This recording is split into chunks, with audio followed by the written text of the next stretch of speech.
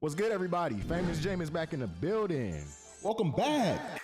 It's been 2 days since Drizzy dropped his diss on Kendrick Lamar and basically the whole industry. I personally think this is the culmination of hip hop culture right here. So what we finna be doing today is we're gonna do a deep analysis, dissect some of the bars, and see where is Drake coming from and how he stands up against Kendrick, Kenny Ken, K. Dot from Compton. Fuck up the world, excuse me, but is that your girl? Didn't mean to push that your girl. Baby, I'm high profile, don't.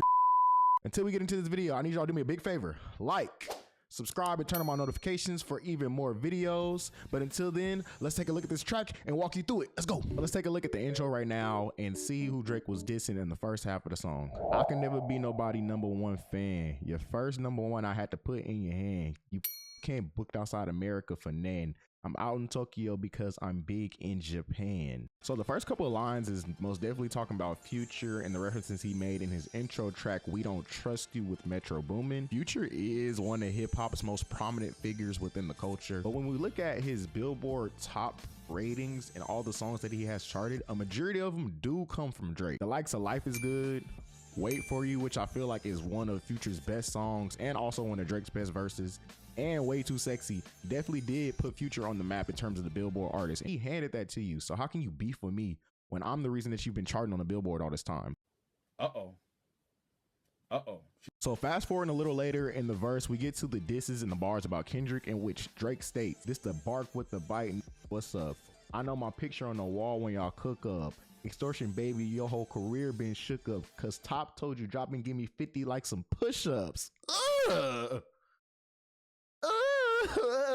If y'all didn't know, in 2022, it was actually rumored that Drake was paid $250 million from UMG. He signed to the label, but got access to own all his masters. In this lyric, Drake is basically telling Kendrick, your whole career, you've been being extorted by TDE. You've been being extorted by Top Dog.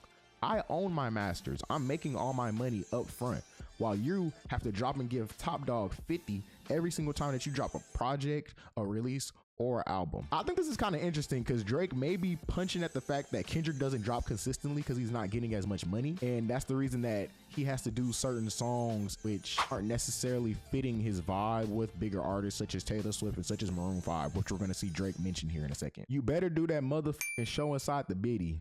Maroon 5 needed a verse, you better make it witty. Then we need a verse for the Swifties. Top say drop, you better drop and give them 50. So it's no like mistake that Drake always gets this hate for hopping on other artists' waves and sitting on a bunch of pop songs just to stay relevant within the music media. But right here in this lyric, we see that Drake is basically stating that Kendrick Lamar does the same things in his feature that he has done with Maroon 5, or more notably with Taylor Swift in the Bad Blood remix that was dropped in like, what was it, 2017. Now Drake bringing up this line is another pivot at the fact that he plays chess games in terms of what Kendrick has said in previous interviews about what he thinks about whack artists. But I think one of Drake's stronger lines in this song talks about the references to his previous work where he talks about him being the Michael Jackson of this era. Michael Jackson, one of the most prominent figures in just basically American culture, is known to have a very interesting beef with the likes of Prince, who Kendrick did compare himself to in his previous songs like that. I just feel like